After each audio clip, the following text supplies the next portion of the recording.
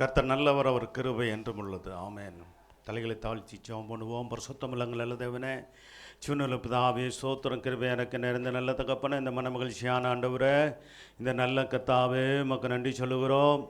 ஆமாண்டவரே, காலை வேலைக்காய் நன்றி சொல்லுகிறோம். காலை தோறும் இது கிருபிகள் புதிதாக இருக்கிறபடியால் நன்றி சொல்லுகிறோம். நாம் நிர்மலமாக அதற்கு கர்த்தருடைய கிருபையே அவருடைய இறக்கங்களுக்கு முடிவில் என்று வேதத்தில் வாசிக்கணும். அப்படி விதமாக ஊழியர்கள் நாங்கள் குடும்பத்து பிள்ளைகள் சந்ததிகளும் விசுவாச குடும்பத்து பிள்ளைகள் சந்ததிகளும் இம்மட்டுமா நிர்மலமாகாதபடிக்கு காத்து வந்தது முறை மகாமிருதன கிருபை இன்னும் இனிமேலும் இப்படி எங்களுடைய ஜீவிய காலமெல்லாம் இப்படி வருக வரைக்கும் எங்களை கர்த்தர் நடத்த போகிறது உடைய கிருபை தான். ஆண்டவரே, எங்களை கரம் பிடித்து நடத்துங்க, ஆளுகை செய்யுங்க, ஆசீர்வதிங்க. தேவ பிரசன்னமும் ஆண்டவரே சோத்திரமையா தேவ வல்லமையும் எங்கள் இடத்துல வெளிப்பட முடியாது ஜெபிக்கிறோம்.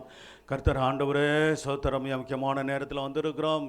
அப்பா சோத்திருக்கு எல்லாரும் நல்ல உற்சாகத்தோடு விழிப்போடு கர்த்தருடைய வசனத்தை கேட்க ஆண்டவரே அது இருதயத்தில் பதித்து அதன்படி நடக்க தங்களை ஒப்பு கொடுத்து வாழ கர்த்தர் உதவி செய்யுங்க. பாடல் பதி ஆசிரியத்து தந்தீர், ஆராதபதி ஆசிரியத்து தந்தீர், வேதவாசப்பதி ஆசிரியத்து தந்தீர், காணிக்கப்பதி ஆசிரியத்து தந்தீர், ஜெபப்பதி ஆசிரியத்து தந்தீர்.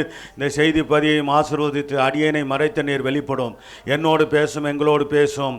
ஆண்டவரே சோத்திர பேசுகிற தேவனப்பா நீர். ஆண்டவரை பேசாத கல்லோ மண்ணோ மரமோ அல்ல என்று வேதம் சொல்கிறது. அப்படியாக கர்த்தர் ஆண்டவரே எங்களை நீர் ஆண்டவரே சோத்திர ஆண்டவரே உம்முடைய கிருபையின்படி நடத்தும், ஆசீர்வதியும், பாதுகாத்து கொள்ளும்.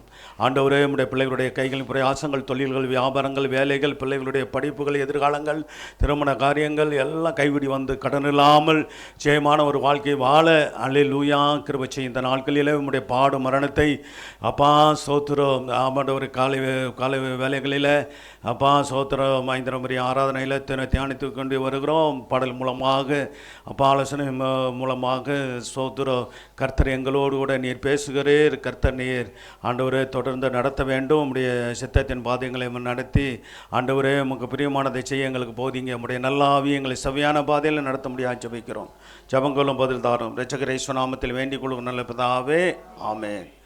இந்த நாளிலே ஒரு தலைப்பில் காலத்தை பிரயோஜனப்படுத்தி கொள்ள வேண்டும் என்ற தலைப்பில் நாம் கர்த்தருடைய வார்த்தையை தியானிக்க இருக்கிறோம். எபேசியர் 5ஆம் அதிகாரம் 16வது வசனத்தை வாசிங்க. எபேசியர் 5ஆம் அதிகாரம் 16வது வசனம். வேதம் என்று சொல்லுகிறது கவனிங்க. நாட்கள் எப்படிப்பட்ட காலம்? ஆமாம், அன்னைக்கே நாட்கள் பொல்லாதவன காலம். இப்போ இன்றைக்கி அதை விட அது எப்படி இருக்குது? நாட்கள் ரொம்ப பொல்லாதவையெல்லாம் இருக்கிறது. உலகம் பொல்லாங்கனுக்குள் கிடக்கிறது அப்படின்னு தான் வேதமே சொல்லுகிறது. சோத்திரம். ஆகவே கர்த்தருக்கு மகிமை உண்டாகட்டும்.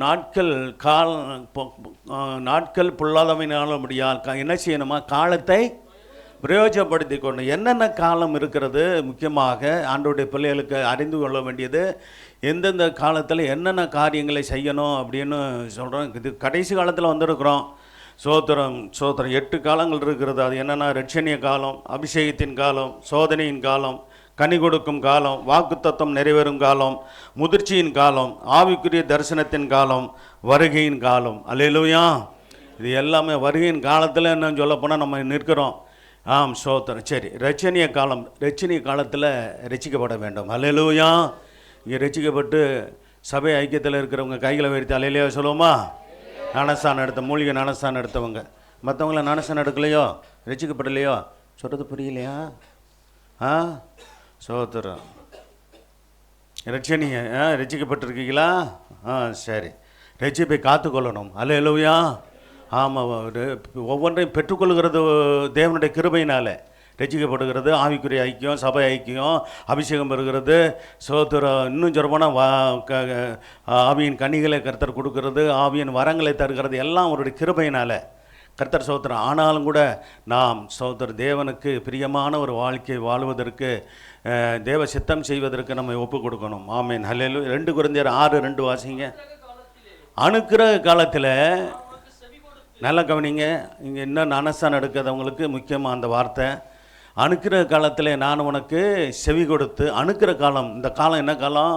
கிருபையின் காலம், சபையின் காலம். இந்த காலத்தில் கர்த்தர் என்ன செய்கிறார்? இது அனுக்கிற காலமாகவும் இருக்கிறது. நான் உனக்கு செவி கொடுத்து இரட்சணிய நாளிலே உனக்கு உதவி செய்தேன் என்று என்ன செஞ்சிருக்காரு? யார் சொல்லியிருக்கிறாரு? நம்முடைய ஆண்டவர் கர்த்தர் சொல்லியிருக்கிறார். அல்லேலூயா. இதோ இப்பொழுதே அனுக்கிற காலம். இப்பொழுதே ரட்சணிய நாள். ஹல்லேலூயா. இன்னும் ரட்சிக்கப்படாதவங்க அப்படின்னா நான் ஞானஸ்நானம் எடுக்காதவங்க சோத்திரம், இன்னும் எனக்கு காலம் ரொம்ப நாள் இருக்குது, இன்னும் வருஷம் இருக்குது, அப்படியே தள்ளி கொண்டு போயிட்டே இருப்போம் அப்படின்னு இருக்கக்கூடாது. ஹல்லேலூயா.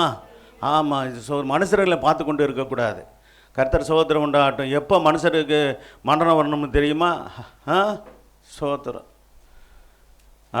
அதனால் சோத்திரம் கர்த்தருடைய பிள்ளைகள் அதை நீங்கள் வேதத்தில் பார்த்தீங்கன்னா ரட்சிப்பை பெற வேண்டிய ஜனங்கள் சோத்திரம் மனுஷர்கள் ஒவ்வொருவரும் சுவிசேஷத்தை கேட்டு கர்த்தருடைய வார்த்தையை கேட்டு உடனே ஒப்பு கொடுத்து ரட்சிக்கப்பட்டதாகத்தான் வேதத்தில் இருக்கிறது. ஹல்லேலூயா. அப்போஸ்தலர் புத்தகத்தில் பார்த்தீங்கன்னா ஆமாம், வருஷ கணக்காக தள்ளி போட்டு போனாங்கன்னு இருக்குதா எந்த இடத்துலையாவது? ஆமாம், அப்போ அன்றே ஒப்பு கொடுத்தாங்க, ரட்சிக்கப்பட்டாங்க, ஞானஸ்நானம் எடுத்தாங்கன்னு தான் இருக்குது. சோத்திரம் அப்படி இருக்கணும், ஒப்பு கொடுக்கணும். ஹல்லேலூயா. ஆமாம், சோத்திரம் மனுஷர்களை பார்த்துக்கிண்டு சோத்திரம் பின்னாடி நம்ம பார்க்கலாம், அவங்க என்ன சொல்லுவாங்களோ இவங்க என்ன சொல்லுவாங்களோ, யார் என்ன சொல்கிறது, யாரும் உங்களை பரலோகம் கொண்டு போக முடியாது, இயேசு மட்டும்தான் கொண்டு போக முடியும். அந்த அவர் தருகிற வேதம் சொல்லுகிறது அவரே ரட்சகர். ஹல்லேலூயா. உலக ரட்சகர், ஆத்ம ரட்சகர் அவர் தான். ரட்சிப்பு கர்த்தருடையதுன்னு தான் வேதம் சொல்லுகிறது. ஹல்லேலூயா. ஊழியக்காரதும் கிடையாது. ஊழியக்காரங்க ரட்சிப்பை குறித்து போதிக்கிறது தான் கடமை. உங்களை ரட்சிப்பில் கர்த்தர் சோத்திரம் உண்டாகட்டும் நடத்தி பரலோகம் கொண்டு போகிறது ஆண்டவர் தான். ஹல்லேலூயா. பரலோகத்து போக வேண்டிய வழியை காண்பிக்கிறது தான் ஊழியக்காரங்க. ரட்சிப்பின் வழியை காண்பிக்கிறது தான் ஊழியக்காரங்க. பரலோகத்து போக வேண்டிய வழியை காமிக்கிறவங்க தான் ஊழியக்காரங்க. சோத்திரம். ஆமாம், அதனால் சோத்திரம் தனித்தனியாக பிறந்தோம், தனித்தனியாக வந்தோம், தனித்தனியாக போக போகிறோம். எப்போ போகணுன்னு தெரியுமா யாருக்காது? இன்னும் ஒரு 40 வருஷம் 50 வருஷம் இருப்போங்க. நாங்கள் என்ன, ஆமாம் என் வயசு என்ன நான் இப்போயா போயிடுவேன் தெரியாது. ஹல்லேலூயா. சோத்திரம் புயல் அடிக்கும்போது பழம் மட்டும் கீழே விழுகிறது, பிஞ்சும் காயும் விழுகுதா? சிந்திச்சு பார்த்தோமா ஒரு நாளையாவது? புரியுதா நான் சொல்கிறது? அதனால கர்த்தர் சோத்திரம் உண்டாகணும். எல்லாம் தாங்க விழும், மரமே சிலது சாஞ்சி போகுது, அப்படிலாம் இருக்குதுல்ல. அதுதான் புயல் அடிக்கும்போது, வாழ்க்கையில் போராட்டங்கள் வரும்போது, வியாதி பலவிதமான சோத்திரம். சமீபத்தில் இப்போ எங்கள் சிஸ்டருடைய அக்கா மருமக இறந்து போச்சு 46 வயசில், கேன்சர். சோத்திரம். இந்த வருஷத்தில் கேன்சரில் சோத்திரம் மரித்தது அந்த ஒரு பிள்ளை தான். சோத்திரம் நமக்கு தெரிஞ்சு ஜெபிச்சதுனால நம்ம சபையிலும் மற்ற எங்கள் உறவினர்கள் 2 பேர் குடும்பத்துலேயும் மொத்தம் 3 பேர் சோத்திரம் இதே கேன்சர்னால் பாதிக்கப்பட்டு சோத்திரம் கர்த்தர் கிருபையாய் பாதுகாத்து சோத்திரம் அவர்களுக்கு பூரண சுகத்தை கொடுத்துட்டார். ஹல்லேலூயா. ஆமாம், காரணம் என்ன? ரட்சிப்பை தருகிற, சுகத்தை தருகிற, விடுதலை தருகிற இயேசுவை முக்கியத்துவப்படுத்தி அவரை உறுதியாக பிடித்து கொண்டால் சோத்திரம் தேவன் எப்படிப்பட்ட ஆபத்திலிருந்தும் வியாதியிலிருந்தும் சுகமாக்கிடுவார். ஹல்லேலூயா. அதனால நான் என்ன சொல்கிறேன்னா, யார் என்ன நினைக்க முடியாது. சோத்திரம் அத்தனை வருஷம் வாழ்ந்துருவேன், இத்தனை வருஷம் வாழ்ந்துருவேன் அப்படிலாம் நினச்சி அசட்டையாக இருக்காதீங்க. சொல்ல முடியாது, இது நான் சொல்லிடுறேன். ஏன்னா நாளைக்கு ஒரு நாள் நீங்கள் சிந்திப்பீங்க, அன்றைக்கி சொல்ல வேண்டியதை ஊழியக்காரர் சொன்னார், அதனால் நான் உணர்வடைஞ்சேன், அதனால் நான் என்ன செஞ்சேன், சோத்திரம் நான் நல்வழியில் நான் நடக்கிறதுக்கு எனக்கு நல்ல ஆலோசனை கிடைச்சது அப்படின்னு நீங்கள் சொல்ல முடியாக இருக்கும். அதனால் கர்த்தர் சோத்திரம் உண்டாகட்டும். கர்த்தருடைய வார்த்தையின்படி நடக்க கவனமாக இருப்போம். அடுத்து லூக்கா 1:77 வாசிங்க பாருங்கள். ஒரு தேவனுடைய மனுஷனை குறித்து சொல்லப்பட்டிருக்கிறது. யார்? யோவான் ஸ்நானகனை குறித்து வாசிக்கலாம். நம்முடைய தேவன் எப்படிப்பட்டவர்? உருக்கமான இரக்கம் உடையவர். அந்த அவருடைய இரக்கத்தினாலே அவருடைய ஜனமாகிய அன்னைக்கு இஸ்ரவேலர்கள் மட்டுமில்லை, இன்றைக்கி யார்? அவருடைய ஜனமாகிய புதிய ஏற்பாடு சபையாராகிய ரட்சிக்கப்பட்ட புறஜாதியிலிருந்து ரட்சிக்கப்பட்ட சகல ஜனங்களும், உலகம் முழுவதும் இருக்கிற இயேசுவின் ரத்தத்தால் மீட்கப்பட்ட எல்லாரும் கர்த்தர் சோத்திரம் உண்டாகட்டும். அவருடைய இரக்கத்தினாலே அவருடைய ஜனத்துக்கு என்ன கிடைச்சிச்சு? பாமணிப்பாகிய ரட்சிப்பை தெரியப்படுத்தவும் அவருக்கு முன்பாக நீ நடந்து போவாய். ஹல்லேலூயா. யோவான் ஸ்நானகன் சோத்திரம் ஆண்டவராக இயேசுக்கு முன்பாக தேவனுடைய சித்தத்தின்படி ஞானஸ்தான ஊழியத்தை கர்த்தருக்கு அவருக்கு கொடுத்து சோத்திரம் நடந்து போனார். ஹல்லேலூயா. கர்த்தர் சோத்திரம் உண்டாகட்டும். அதை குறித்து பழைய ஏற்பாட்டிலேயே தீர்க்க தரிசனமாக ஏசாயா புஸ்தகத்தில் சொல்லப்பட்டிருக்கிறது. யோவான் ஸ்நானகனை குறித்து வாசிக்கலாம். சோத்திரம் 40ஆம் அதிகாரம், ஏசாயா 40ஆம் அதிகாரத்தில் 3ஆம் வசனத்தை வாசிக்கலாம். கர்த்தருக்கு வழியை ஆயத்தப்படுத்த நல்ல கவனிங்க. கர்த்தருக்கு வழியை ஆயத்தப்படுத்துகிற காரியங்களை கர்த்தர் யாருக்கு முதல்ல கொடுத்தாரு? யோவான் ஸ்நானகனுக்கு. இன்னைக்கு அவருடைய வழியை ஆயத்தப்படுத்துகிற வேலை நம்ம எல்லாருக்கும் இருக்குது. அல்லேலூயா. ஆமாம், அவர் வழியை ஆயத்தப்படுத்தணும். நாமளும் முதல்ல ஆயத்தமாகி மற்றவர்கள் ஆயத்தப்படுத்தணும். நம்ம என்ன செய்யணும்? நாமே நல்ல ஆயத்தமாகி கர்த்தர் வரைக்கும் எப்போ இருந்தாலும் ஆயத்தமாகி சோத்திரம். இந்த யுத்தம்லாம் இப்போ முடிஞ்சிடும் சொல்ல முடியுமா? எப்போ முடியும் எது முடியும்னு தெரியாது. இது உலக போகிற ஆயிடுச்சுன்னா பல வருஷங்கள் ஆகும். சோத்திரம். ஒவ்வொரு உலக யுத்தமும் எத்தனை வருஷம் ஆகிருக்குன்னு பாருங்கள், கணக்கு பாருங்கள். அதனால் சோத்திரம். இப்போ நம்ம சொல்லலாம் முயற்சி எடுக்கிறாங்க, இப்படி ஆயிரும். சரி, சீக்கிரம் முடிவுக்கு வந்தால் நல்லது தான். அதை தான் எதிர்பார்க்குறோம், அதுக்காக தான் ஜெபிக்கிறோம். ஆனால் நமக்கு தெரியாது சோத்திரம் இது எங்கே எப்படி போய் முடியும் என்பதெல்லாம் நமக்கு தெரியாது. அல்லேலூயா. சோத்திரம். அமெரிக்காக்காரன் செய்கிறது சரியில்லைன்னு தான் நமக்கும் தோணுது. இஸ்ரேல்காரன் சரியில்லைன்னு தான் நமக்கும் தோணுது. ஈரான்காரனும் ஆமாம் சும்மா அப்பப்போ சீண்டிக்கிட்டே இருக்கிறது. டெத்து அமெரிக்கா, டெத்துன்னு இஸ்ரேவேலு, இப்படியே அவனை வெறுப்பேற்றிக்கிட்டே இருக்கிறது. அவன் நீ சாகிறதுக்கு முன்னாடி என்ன சாடிக்கிற முன்னாடி ஒன்றை சாகடிக்கிறேன்னு சொல்லிட்டு அவன் பண்ணிக்கிட்டு இருக்கிறான். சொல்ல போகிறீங்களா? அமெரிக்க ஏகாதிபத்தியம்லாம் சொல்கிறாங்க, அதெல்லாம் கரெக்ட் தான்.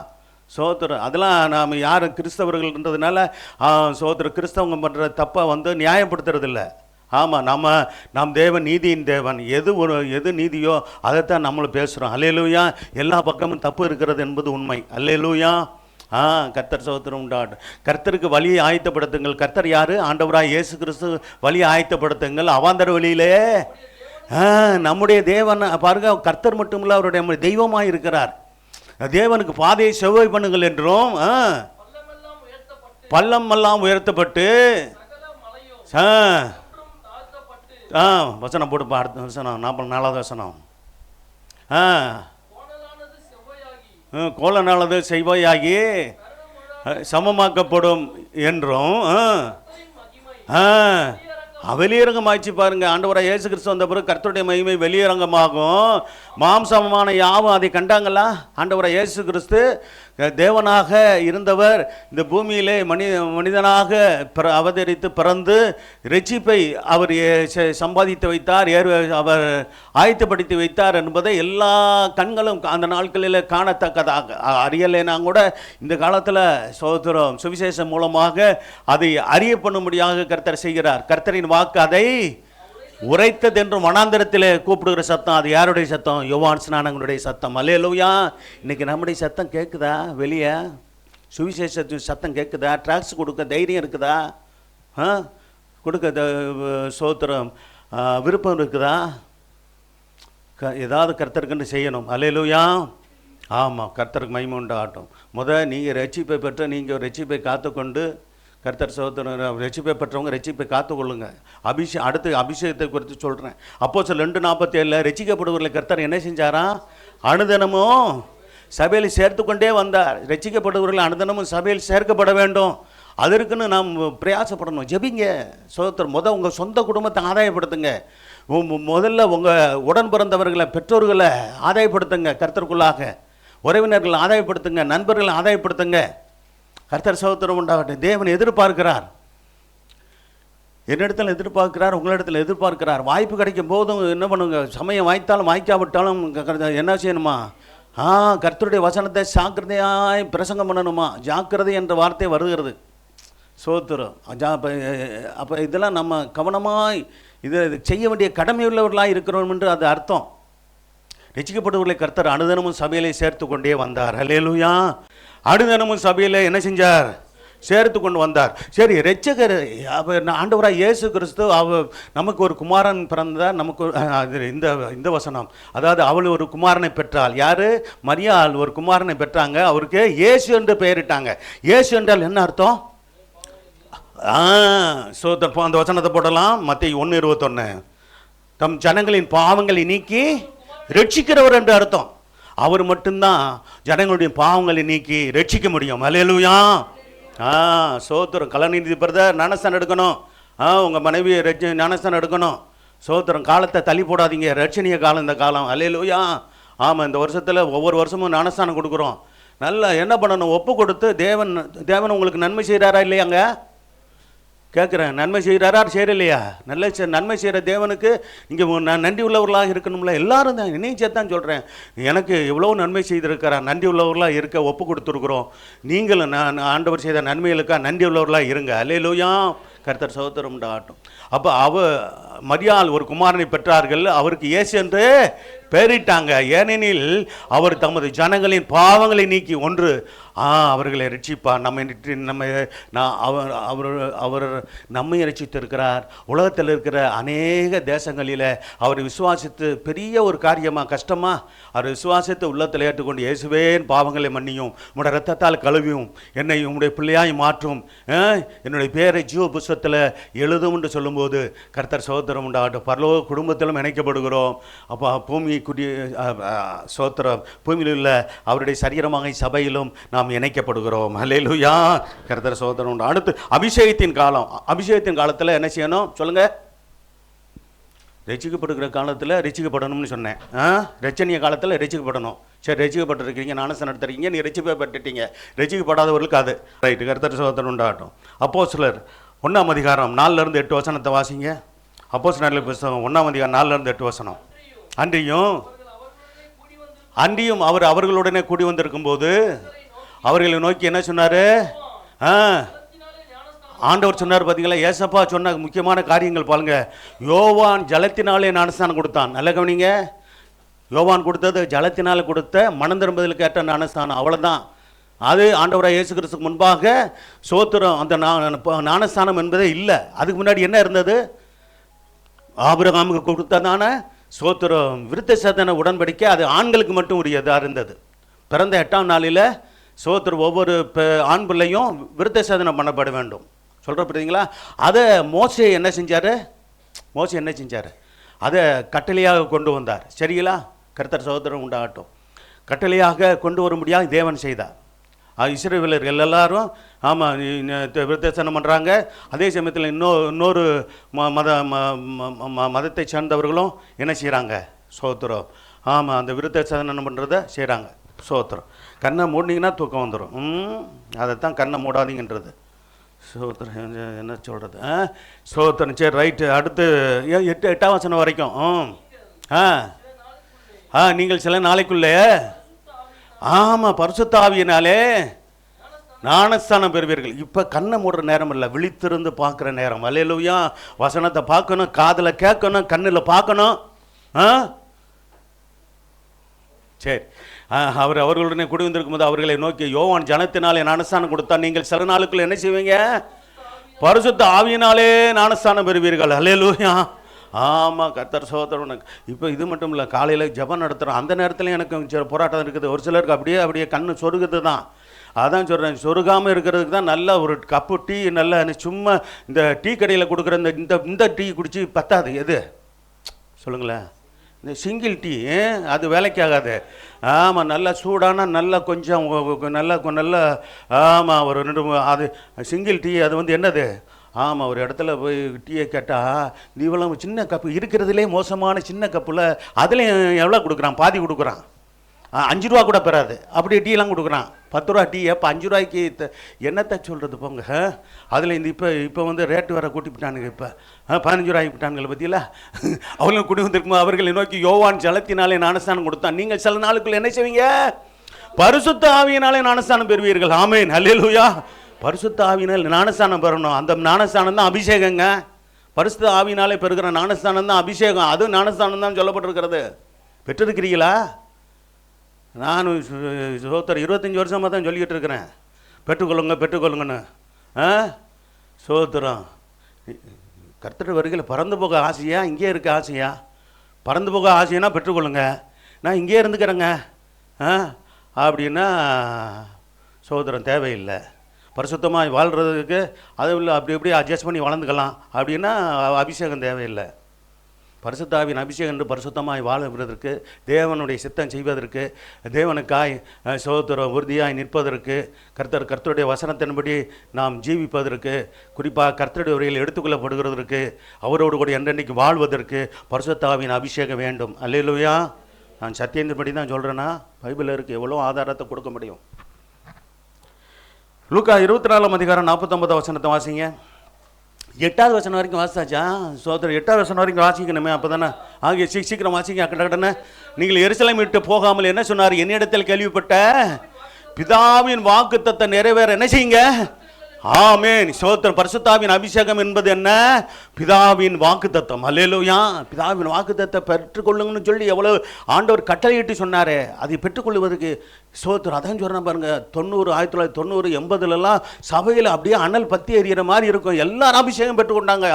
அபிஷேகம் பெற்றுக்கொள்ளுன்னு சொல்லிட்டு நல்லா உபவாசித்து கண்ணீரோடு மன்றாடினாங்க. இன்னைக்கு எவ்வளோ பேர் நாங்களாம் அப்படி மன்றாடி தான் பெற்றுக்கொண்டோம். சோதரர், கர்த்தருடைய ஈவுகளை நல்ல வாஞ்சியோடும் வைராக்கியத்தோடும் நம்ம கேட்டு பெற்றுக்கொள்ளணுங்க. ஹல்லேலூயா. உபவாசம் போட்டு ஜெபித்து பெற்றுக்கொள்ளணும். சோதரர் கட்டளையிட்டாருன்னு இருக்குது பார்த்தீங்க. கட்டளையிட்டாருன்னா கண்டிப்பாக கை கொள்ளணும்னு அர்த்தம். சோதரர் அடுத்த வசனம், கூடி வந்திருந்தார்கள். அவரை நோக்கி என்ன செஞ்சாங்க? ஆண்டவரே இஸ்ரவேலுக்கு திரும்ப கொடுப்பேன். அவங்க என்ன கேட்டாங்க? என்ன ராஜ்யத்தை கேட்குறாங்க தெரியுமா?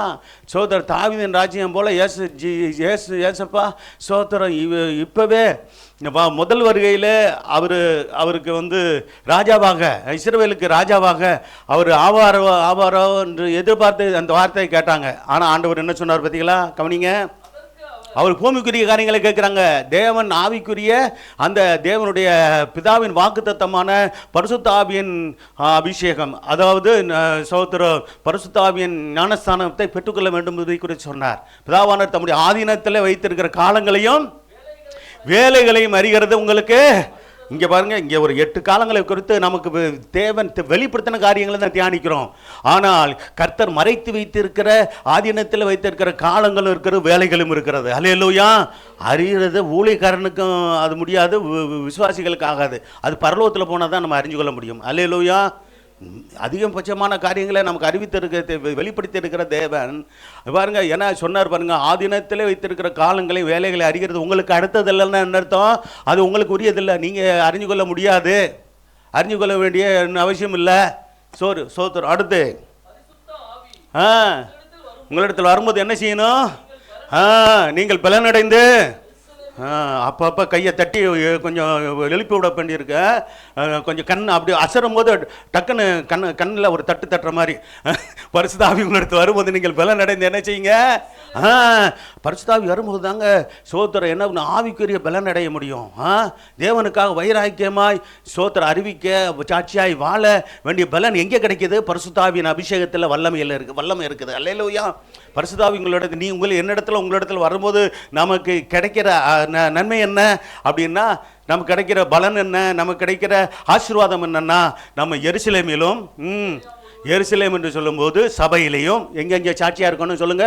சபையில் சாட்சியாக இருக்கணும். அடுத்து யூதேயா முழுவதிலும் போது கர்த்தருக்கு மகிமை உண்டாகட்டும் நம்ம உங்கள் குடும்பங்களில் நம்ம சொந்த பந்தங்கள் மத்தியிலையும். அடுத்து சமாரியானா என்ன? வேலை செய்கிற இடங்களில் அப்படி நம்ம எடுத்துக்கொள்ளலாம். சோதரம் அப்போ சமாரியான்றது புறஜாதியார் இருக்கிற இடம். சோதரம் வேலை செய்கிற இடங்களில் புறஜாதியார் தானே அதிகமாக இருக்கிறாங்க. அந்த இடத்துலையும் சாட்சியாக இருக்கணும், சபையிலையும் சாட்சியாக இருக்கணும், வீட்டிலையும் சாட்சியாக இருக்கணும். ஆமாம், சோதரம் புறஜாதியார் மத்தியில் ஆண்டோட பிள்ளைகள் வேலை செய்கிறீங்க, வேலை செய்ய கட்டாயம் இருக்குது, சூழ்நிலை இருக்குது, பரவாயில்ல, அதனால் தப்பு இல்லை. வேலை செய்யலாம். நம்ம தேவனுக்கு பயந்து நடக்கணும். சமாரியாவிலும் பூமியின் கடைசி பிரியந்தம் என்ன எப்படி இருக்கணும்? அடுத்து கடைசியில் உலகம் முழுவதுன்னு அர்த்தம். ஆண்டவருக்கு சாட்சிகளாக இருப்பது தான் பரிசுத்த ஆவியின் அபிஷேகம் பெற்றுக்கொள்வதனுடைய விசேஷம். அல்லேலூயா. பெற்றுக்கொள்கிறீங்களா? சரி, இன்றைக்கி சொன்ன ஆலோசனையில் ஒன்று முக்கியமானது என்னது?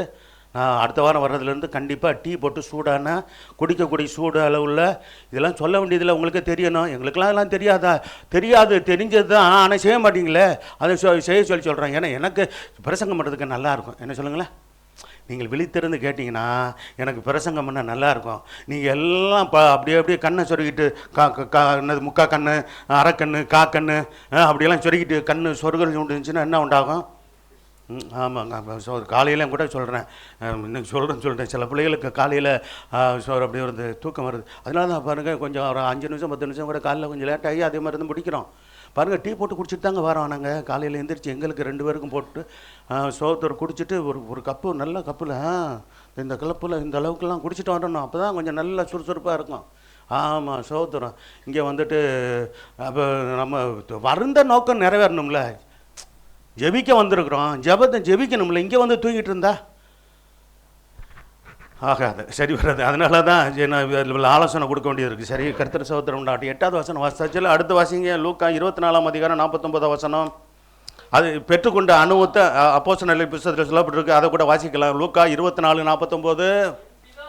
என் பிதா பாருங்க, சோதரன் இந்த பூமியை விட்டு போகும்போது அவர் சொல்றாரு, என் பிதா வாக்குத்தத்தம் பண்ணினதை லூக்கா புத்தகத்தில் சொல்றாரு, நான் உங்களுக்கு அனுப்ப போறேன்னு சொல்லிட்டார்.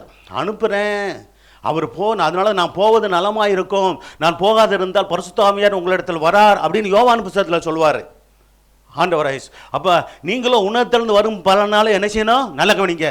என்ன பலனு? பரிசுத்த ஆவியின் அபிஷேகம்ங்கிறது எங்கேருந்து வர்றது? அப்பா அம்மா சொத்து வேறு எந்த இடத்துல இருந்து சோத்திரம் ஒரு கம்பெனியில் வேலை செய்கிறீங்க, ப்ராவிடன்ட் பண்ணிட்டு வருது, சோத்திரம் சம்பாதிச்ச வேலை முடிஞ்ச பிற்பாடு ஒரு பெரிய நல்ல தொகை வருதுன்னு சொல்லுவாங்களே, அதே போல் உள்ள சமாச்சாரமாக இது இல்லை, அதிலும் விசேஷித்தமானது. அல்லேலூயா. இது உன்னத்திலிருந்து வரும் பலன். பலனால் தரிப்பிக்கப்பட, பலன் என்பது வல்லமையை குறிக்கிறது. பலனால் தரிப்பிக்கப்பட வரைக்கும் எருசலேம் நகரத்தில் என்ன செய்யுங்க? இருங்கன்னு சொன்னாரா? அவங்க இருந்தாங்களா? எத்தனை நாள்? ஆமாம், 10 நாள் காத்திருந்தாங்க. கர்த்தர் சோதரன் உண்டாகட்டும். அப்போ பரிசுத்த ஆவியானவர் அவர்கள் மேல் ஊற்றப்பட்டார் என்று நாம் பார்க்குறோம். அது அப்போஸ்தலர் புத்தகம் 2ஆம் அதிகாரம் 1-4 வசனம். அவங்க அந்த பெற்றுக்கொண்ட அனுபவத்தை பார்க்கலாம். ஸோ பெந்தெகோஸ்தே நாள் வந்தபோது முதல் அபிஷேகம் பெற்றுக்கொண்டது புறஜாதியார் மத்தியில் பெற்றுக்கொண்டது 10ஆம் அதிகாரத்தில். அப்போஸ்தலர் 10ஆம் அதிகாரம் கொர்நேலிய வீட்டில். ஆனால் சோத்திரம் யூத சபையை யூதர்லேருந்து ரட்சிக்கப்பட்டவங்க அவங்க அபிஷேகம் பெற்றுக்கொண்டது எப்போ? கர்த்தர் சோத்திரம் உண்டாகட்டும். இந்த சபை ஸ்தாபிக்கப்பட்ட சமயத்தில் தான். ஆண்டவராக இயேசு கிறிஸ்து இந்த பூமியில் ஊழியம் செய்த நாட்களில் சபை ஸ்தாபிக்கப்படலை. ஆனால் அவர் பரிசுத்த ஆவியானவர், அதாவது பாடு மரணம் உயிர்த்தெழுதலை பெற்ற பிற்பாடு பரிசுத்த ஆவியானவர் சபையில் ஊற்றப்பட்ட பிற்பாடு அதை யூதர்கள் மத்தியில் சபை உருவானது. அல்லேலூயா. அப்போ அபிஷேகம் பெறும்போது தான் சபையின் சோத்திரம் அந்த நிலவரம் அது உயர்ந்த நிலைக்கு வந்தது. அல்லேலூயா. ஞானஸ்தானத்துக்கு அதுக்கு முன்னாடியே ஞானஸ்தானத்தில் குறித்தெல்லாம் ஆண்டவர் கொடுத்துருந்தாருன்னெலாம் வேதத்தில் இருக்குது. ஆனால் அதுக்குடைய கட்டளை உறுதியாக கொடுக்கப்பட்டது அப்போஸ்தலனாகிய பேதுரு மூலமாக. அல்லேலூயா. கொடுக்கப்பட்டதா? அப்போஸ்தலர் புத்தகம் 2ஆம் அதிகாரத்தில் சொல்லப்பட்ட அந்த வார்த்தையை கூட வாசிக்கலாம். கர்த்தர் ஸ்தோத்திரம் உண்டாகட்டும். பேதுரு 2:38 வாசிக்கலாம். பேதுரு அவர்களை நோக்கி, அப்போ அந்த அபிஷேகம் பெற்றுக்கொண்டவர்களை நோக்கி அபிஷேகம் பெற்றுக்கொள்கிறாங்க. அப்போ மனம் திரும்பி இப்போ தேவனை ஏற்றுக்கொள்கிறதுக்கு அப்போ இது பண்ணும்போது ஒப்பு கொடுத்து என்ன பண்ணுறாங்க? நீங்கள் மனம் திரும்பணும். 2வது ஒவ்வொருவரும் பாவம் மன்னிப்பை பெற்றுக்கொள்ளணும். அதற்கென்று என்ன செய்யணும்? 3வது இயேசு கிறிஸ்து நாமத்தால் என்ன செய்யணும்?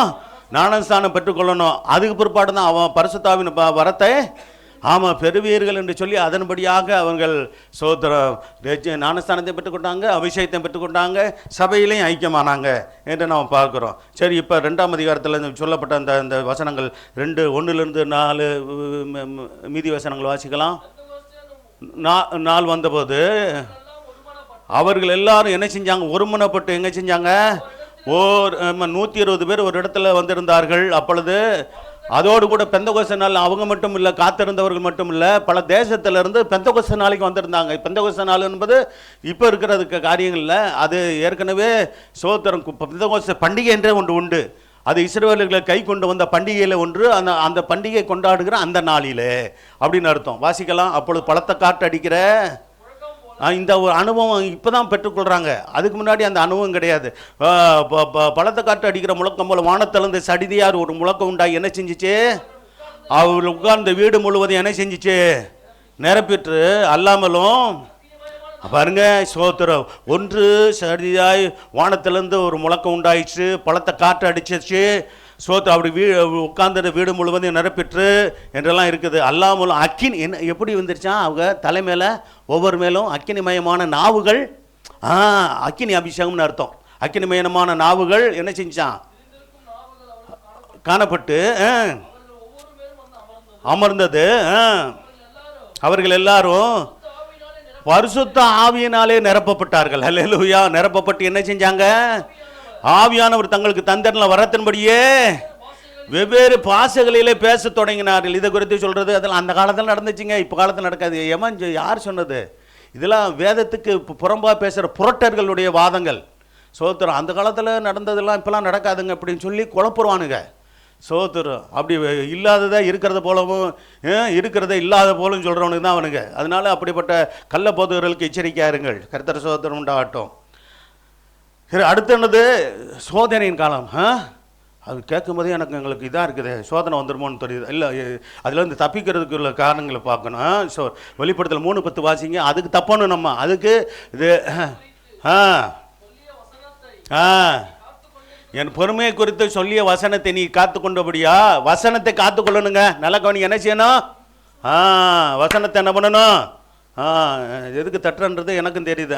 வசனத்தை காத்து கொண்டபடியினால் பூமியில் குடியிருக்கிறவர்களை சோதிக்கும்படியாக, ஆமாம், பூமியில் குடியிருக்கிறவர்களை சோதிக்க முடியாது வருகிறது சோதனை காலம். இப்போ பாருங்க சோதரம்.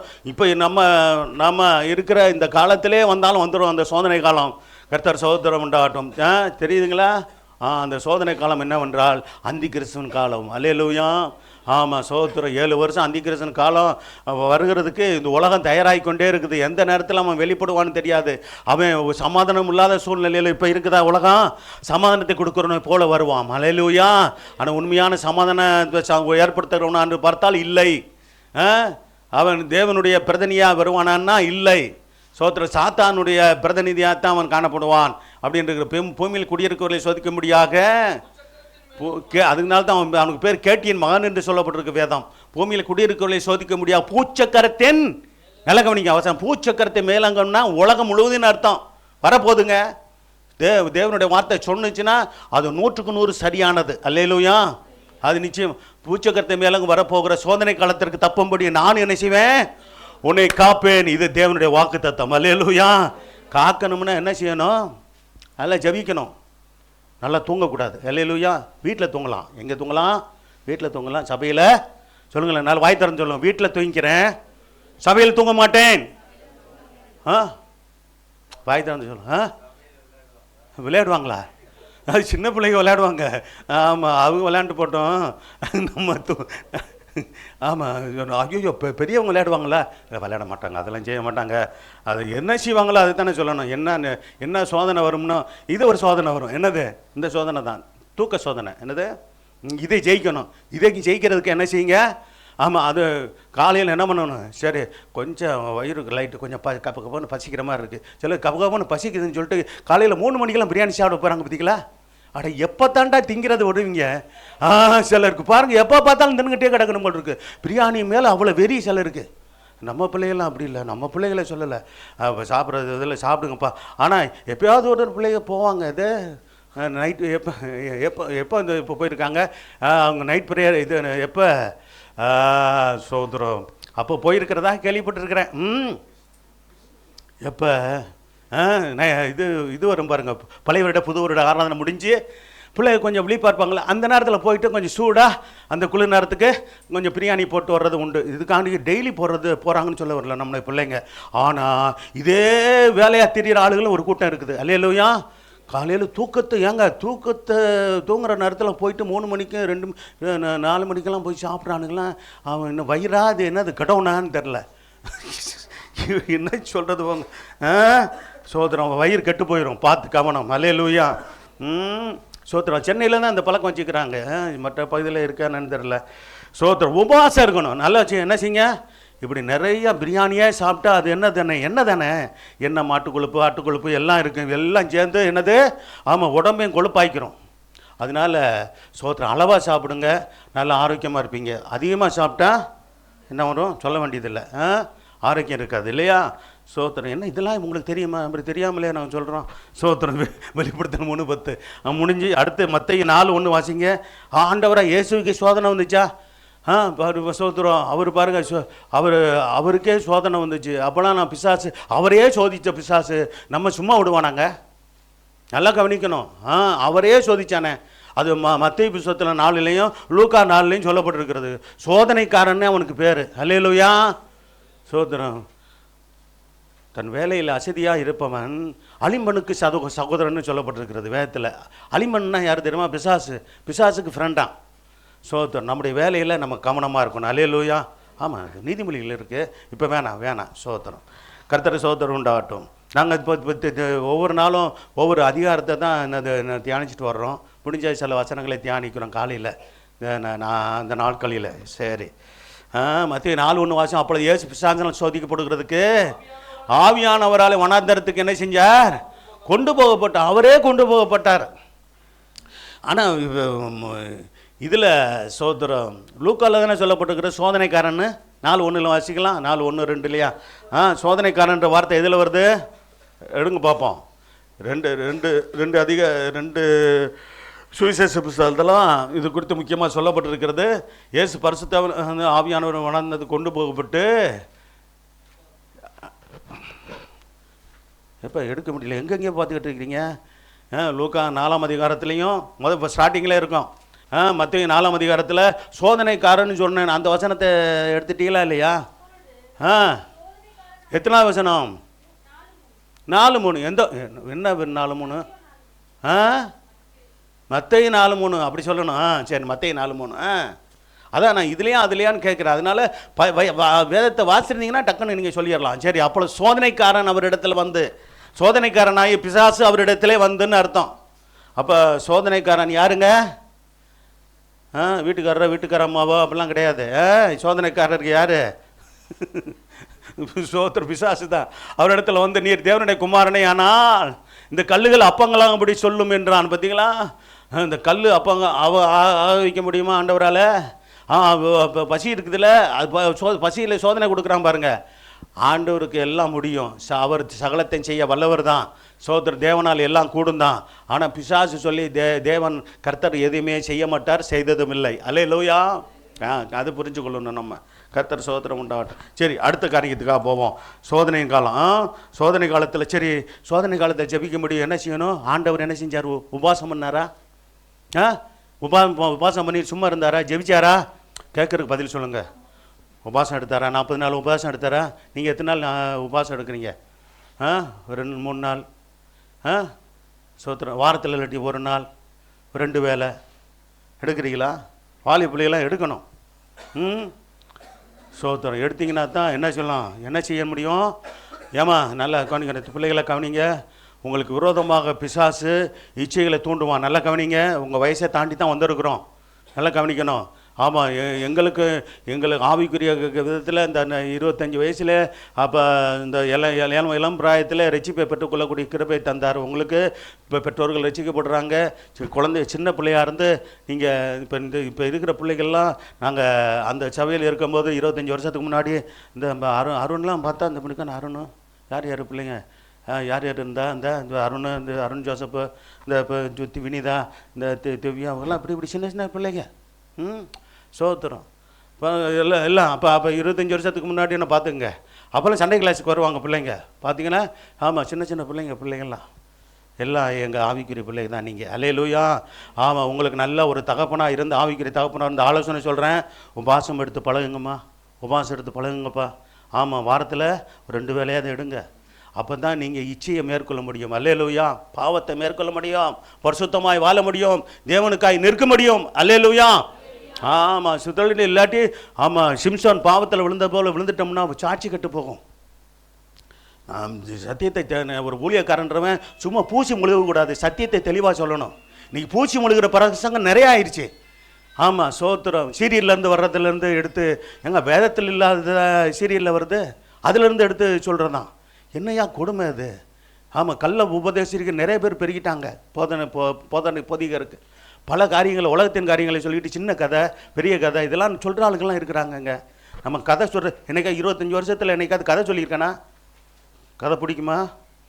ஒரு சில கதை கேட்குறேன்னா விக்ரமாதித்தன் கதை, எனது சிந்து பாத்து கதைன்னா சோத்திரம். நான் ரசிகப்படுறதுக்கு முன்பாக அதெல்லாம் அந்த தினத்தந்தியில் வரும் பார்ப்பேன்.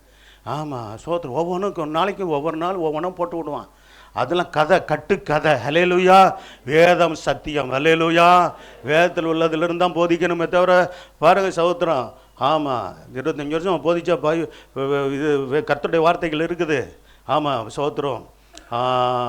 எத்தனோ புக்கங்கள்லாம் சகோத்திரம். வாரங்களில் மட்டுமில்லை, ஞாயிற்றுக்கிழமை மட்டும் இல்லை, மற்ற நாட்களிலும் இப்போ சொன்ன வார்த்தைகள்லாம் பிரசங்கங்கள்லாம் இருக்குது. வேதத்தை கொண்டே போதித்த வார்த்தைகள்லாம் இருக்குது. கர்த்தர் சோதரம் உண்டாகட்டும். ஆக இதுதான் உங்களை பலப்படுத்தும். ஆமேன், அல்லேலூயா. கர்த்தர் சோதரம். அப்போ உபவாசம் எடுத்து ஜெபித்தார். அதே போல் நீங்கள் என்ன செய்யணும்? சோதரம் உபவாசம் இருந்து அந்த நாட்களில் ஒரு நாளை ஒதுக்கி நீங்கள் ஜெபிக்கணும். அல்லேலூயா. சில பிள்ளைகளுக்கு மற்ற நாள் முடியல, கர்த்தருடைய பிள்ளைங்க வேலையாக இருக்குது, ஞாயிற்றுக்கிழமை உபவாசம் இருக்கிறீங்களா, எடுங்க, எடுத்து உபவாசம் போட்டு ஜெபம் பண்ணுங்க.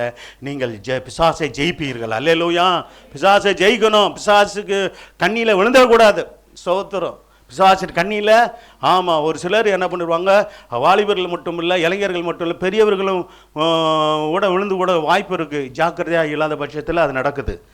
நான் உங்களுக்கு ஆலோசனை கொடுக்குறேன். அடுத்து கனி கொடுக்கும் காலம். கர்த்தர் சோத்திரம் உண்டாகட்டும். நல்ல சீசர்கள் என்ற கனி கொடுக்கணும். நாங்கள் நல்ல ஊழியர்கள் என்ற கனி கொடுக்கணும். அல்லேலூயா. மத்தேயு 21 அதிகாரம் 34 வசனம் 41 வசனத்தை வாசிங்க. மத்தேயு 21 34 41 வசனம்.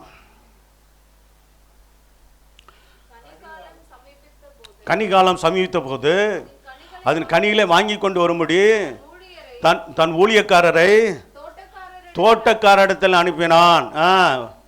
யார் பாருங்க, இப்போ ஆண்டவர் சோத்திரம். இப்போ பழைய ஏற்பாட்டு காலத்தில் அநேக தீர்க்கதரிசிகள் அனுப்பி கொண்டே இருந்தார். சோத்திரம் அதெல்லாம் ஞாபகப்படுத்துறாரு. அடுத்து ஆண்டவரே வந்தாரா? சோத்திரம் அவர்களுக்கெல்லாம் சரியாக கீழ்ப்படியல. தன் சொந்த குமாரனாகிய இயேசுக்கு கீழ்ப்படிவாருன்னு பிதா அனுப்பி வச்சாருன்னு இருக்குது வேதத்தில். அனுப்பினான். சோத்திரம். அப்போ தொடர்ந்து நீ வாசிட்டு வந்தீங்கன்னா காரியங்கள் இருக்கிறது நமக்கு. சரி, என்ன செஞ்சாங்களாம்? அந்த சரி, சீக்கிரமாக சில வசனங்களை வாசிங்க. அடுத்த வசனம். பிடித்து இந்த காரியங்கள்லாம் செஞ்சது யாரு? அந்த இஸ்ரவேலர்கள். ஒருவனை அடித்தாங்க, ஒருத்தனை கொலை செஞ்சாங்க, ஒருவனை கல்லெறிந்து கொண்டார்கள். இப்படியே நடந்துச்சா? சரி, இப்போ 41 நமக்கு நேரம் இல்லாதனால சொல்கிறேன். 41 வசனத்தை வாசிங்க. அந்த கொடியரை கொடுமையாக அழித்து ஏற்ற நல்ல கவனி, ஏற்ற காலங்களில் தனக்கு கனிகளை கொடுக்கிற வேற தோட்டக்கார இடத்துல திராட்சை தோட்டத்தை குத்தியாக கொடுப்பான் என்றார்கள். திராட்சை தோட்டம்ன்றது சபை. அல்லேலூயா. திராட்சை தோட்டமாகி சோத்திரவுடைய சபையில் இருக்கிற நாம் எல்லாம் அவருடைய சோத்திரம் ஜனங்களாக இருக்கிறோம். அல்லேலூயா. கர்த்தர் சோத்திரம் உண்டாகட்டும். நாம் கனி கொடுக்கிறவர்களாக நல்ல தெய்வ சோத்திர ஆவிக்குரிய கனி கொடுக்கிறவர்களாக இருக்கணும். ஆமேன். சரிங்களா? இன்னைக்கு என்ன கனி கொடுக்கணும்? இன்னொன்று என்னது? சீசர்கள் என்ற நிலவரத்தில் வரணும். சீசர்கள் என்றால் தேவனுக்காக எதையும் செய்ய ஆயத்தமாக இருப்பவர்கள் தான் சீசர்கள். அல்லேலூயா. ஆண்டவர் கிறிஸ்தவர்களை சோதர நான் உருவாக்க வந்தேன்னு சொல்லலை. கர்த்தர் சீசர்கள் உருவாக்கவே விரும்பினார். அல்லேலூயா. சோத்திரம். அதாவது அந்தியோக்கியாவில் முதல்ல என்ன சொல்லப்பட்டது? ஆமாம், இயேசுவை பின்பற்றினர், கிறிஸ்துவை பின்பற்றினவர்களுக்கு கிறிஸ்தவர்கள் பேரை அன்னைக்குள்ளே ஜனங்க கொடுத்தாங்க. வேதம் நம்ம சீசர்களாய் மாற வேண்டும். சீசர்கள் என்று சொன்னால் கர்த்தருக்காக எதையும் செய்ய தியாகமாக, கர்த்தருக்காக எதையும் விட்டு கொடுக்க எல்லாம் இலக்க ஆயத்தமாக இருக்கிறவர்கள் தான் தேவனுடைய பிள்ளைகள், தேவனுடைய ஊழியர்கள். அல்லேலூயா. அப்போ அவர்களுக்கு கொடியர் கொடுமையாக அழித்து ஏற்ற காலங்களில் தனக்கு கனிகளை கொடுக்கத்தக்க வேறொரு திராட்சை தோட்டத்தை குத்தையாக கொடுப்பான் என்றார் தோட்டக்கார இடத்துல என்று பார்க்குறோம். எபிரேயர் 6 அதிகாரம் 7 வசனம் 8 வசனம். யோவான் 15:8 வாசிங்க. அடுத்த 2 வசனங்களை சொல்கிறேன், ஏன்னா இது ஒரு அருமையான செய்தி. சரி, வாசிக்கலாம். எப்படி எனில் தன்மேல் அடிக்கடி பெய்கிற மழையை குடித்து தன்னிடத்தில் பயிர்களுக்கு ஏற்ற பயிரை முளைக்கும் நிலமானது என்ன செய்யுங்க? தேவனாலே ஆசீர்வாதம் பெறும். அதே வேளையில் அடுத்த ஒரு எச்சரிப்பான வசனமும் சொல்லப்பட்டிருக்கிறது. நம்ம எச்சரிப்பு அடைவதற்கு அது தேவை. அது வாசிக்கலாம். முட்செடிகளையும் பாருங்கள், நம்முடைய ஜீவியத்தில் முள்செடியும் முள் பூண்டு முளைக்கக்கூடாது, விடக்கூடாது. அந்த கலைகளெல்லாம் எடுத்துடணும். நம்மளுடைய குறைகள் இருக்குதோ அதெல்லாம் வேத வசனமாக கண்ணாடியை கொண்டு பரிசோதித்து என்னது அதை எடுத்து நீங்களே எடுத்து போட பார்க்கணும். அதுதான் நீங்கள் புத்தி உள்ள தேவனுடைய பிள்ளைகள்னு அர்த்தம். அல்லேலூயா. அதோடு கூட ஊழியர்களும் ஆலோசனை சொல்லி நாங்கள் உங்களை சீர்படுத்தும் போது நீங்கள் சீர்படுத்திட்டீங்கன்னா பெரிய பாக்கியவான்கள், பாக்கியவதிகள். அல்லேலூயா. அது புல்செடிகளை முள்பூண்டுகளை முளைவிக்கிற நிலமோ தகாததாயும் பார்த்தீங்களா? வேதம் நான் சொல்லலைங்க. சபிக்கப்படுவது இதெல்லாம் என் எச்சரிப்பு, எனக்கு எச்சரிப்பு, உங்களுக்கு எச்சரிப்பு. சபிக்கப்படுவதற்கு ஏற்றதுமா இருக்கிறது, சுட்டரிக்கப்படுவது அதன் முடிவு. ஏன் இது நிருபங்கள் எல்லாம் யாருக்குரியது? அல்ல கவனிங்க, சபைக்குரியது. சுவிசேஷ புஸ்தகம் சோத்திரம் ரட்சிக்கப்படாதவர்களுக்கு உரியது, சுவிசேஷ புத்தகத்தில் சத்தியங்கள் நமக்கும் உரியதாகவும் இருக்கிறது. அல்லேலூயா. ஆனால் நிருபங்கள் எல்லாமே சபைக்காகவே கொடுக்கப்பட்ட சபையில் ஐக்கியமாக இருக்கிற தேவனுடைய ஜனங்கள் தேவனுக்காக சரியான விதத்தில் உருவாக்கப்படுவதற்காக கொடுக்கப்பட்டது என்பதை நீங்கள் அறிந்து கொள்ளணும். கர்த்தர் ஸ்தோத்திரம் உண்டாகட்டும். அடுத்து வாக்குத்தத்தம் நிறைவேறுங்காலம். சரி, நல்ல அருமையான வசனங்கள் இருக்குது. அப்போஸ்தலர் 7:17 சீக்கிரம் வாசிங்க. அப்போஸ்தலர் 7:17. ஆபிரகாமுக்கு தேவன் ஆணையிட்டு அருளின வாக்குத்தத்தம் நிறைவேறும் போது, நிறைவேறும் காலம் சமீபித்த போது என்று இருக்குது இல்லையா? இப்போ லூக்கா 1:20. சரி, வசனம் மட்டும் வாசிட்டு போங்க. 1:20. நிறைவேற போகிற என் வார்த்தைகளை யாருக்கு சொல்லப்பட்டுச்சு? யோவான் ஸ்நானனுடைய தகப்பனாகிய சகரியாவுக்கு சொல்லப்பட்டுச்சு. தகுந்த காலத்தில் நிறைவேற போகிற என் வார்த்தைகளை நீ விசுவாசிக்கல, இவைகளை சம்பவிக்க நாள் மட்டும் நீ பேசக்கூடாமல், அப்போ விசுவாசிக்க முடியல, வயசாகி போச்சு. அதுக்கு முன்னாடியே கர்த்தர் சொல்லிடுறாரு, தேவதூதனை கொண்டு அனுப்பி சொல்லிடுறாரா, உனக்கு ஒரு பிள்ளையை கொடுப்பேன், அவனுக்கு பேர் யோவான், நீ பேர் வைக்கணும்னு சொன்ன பிற்பாடு சோத்திரம் எனக்கு வயசாகி போச்சு, எனக்கு எப்படி நீ பிள்ளை பிறக்கும், என் இப்போ மனைவி வயசாகி போச்சுன்னு அவர் ஆபிரகாம் சொன்னது போல் சொல்லிக்கிட்டு நடக்கிறார். அதாவது ஆபிரகாமுடைய மனைவி நினச்சது போல் நினச்சிக்கிட்டு இருக்கிறார் சோத்திரம். ஆனால் எது பாருங்க, மரியாள் கூட சொன்னாங்க, உன்னுடைய வயிற்றில் ஒரு தேவகுமாரன் பிறப்பார் அப்படின்னு சொல்லும்போது இது எப்படி ஆகும்னு சொல்லி அவங்களும் சந்தேகப்பட்டாங்க. ஆனால் அந்த அம்மாவை விட்டுட்டவர் கர்த்தர் யாரை பிடிச்சிக்கிட்டாரு? யோவான் ஸ்நானன். காரணம் என்ன தெரியுமா? சோத்திரம்.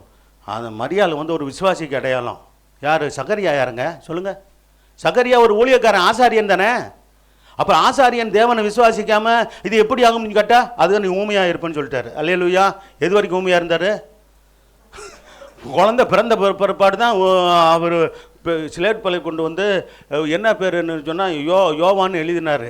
அப்போ எல்லாரும் ஆச்சரியப்பட்டாங்க, என்ன யோவான்னு பேர் வைக்கணும்னு அவங்க அம்மா சொல்கிறாங்க, இவர் அப்படி சொல்கிறாங்க. அப்புறம் தான் நாவின் கட்டு அவிழ்க்கப்பட்டு தீர்க்க தரிசனமாக பேசினார்னு இருக்குது. அல்லேலூயா. சகரியா பேசினார்னு இருக்குது. இதெல்லாம் வேதத்திலேருந்து நல்லா வாசித்து அறிஞ்சு கொள்ளுங்க. கர்த்தர் சகோதரர், நீங்கள் வேதத்தை வாசிக்கிறவர்களாக இருந்தால் நான் சொல்கிற இதில் உங்களுக்கு இனிமையாக இருக்கும். இனிமையாக இருக்கும். இனிமையாக இருக்கணுமா அல்லது சகோதரம், ஆனால் கதை மாதிரி இருக்கக்கூடாது. இன்னொன்று நான் சொல்கிற வார்த்தை இது வேதத்திலேருந்து சொல்லப்பட்ட ஆலோசனைகள் இது உங்களுக்கு போர் அடிச்சிடக்கூடாது. அல்லேலூயா. போர் அடித்தா அது என் மேலே உள்ள தப்பு இல்லை, வசனத்தை தான் நான் போதிக்கிறேன். அது உங்கள் மேலே உள்ள குறை, அதையும் நான் சொல்லிடுறேன். வசனத்தான் சொல்லிகிட்டு இருக்காரு, எனக்கு போர் அடிக்குதே. அப்படி போருக்கிற அடிக்குதா? சில பேர் சொல்லுவாங்க போர் அடிக்குது, அதனால தான் இந்த குறிப்பிட்ட ஆள்கிட்ட நான் மணிக்கணக்காக பேசிக்கிட்டு இருக்கேன் அப்படின்னு சில பேசிக்கிட்டு இருப்பாங்க. சோத்திரம். அதெல்லாம் வேணாம், ஆண்டவர்கிட்ட பேசுங்க, போர் அடிக்காது. அல்லேலூயா. ஜபிக்கிறவங்க, ஆண்டவரை துதிக்கிறவங்க, ஆராதிக்கிறவங்க, சோதர உபவாசத்தை ஜபிக்கிறவங்களுக்கெல்லாம் போர் அடிக்குமா? விழித்திறந்த ஜபிக்கிறவங்களுக்கு போர் அடிக்குமா? அடிக்காது. அல்லேலூயா. சோத்திரம். ரோமர் 4:4 அதிகாரம் 20 வசனம் 21 வசனத்தை வாசிங்க.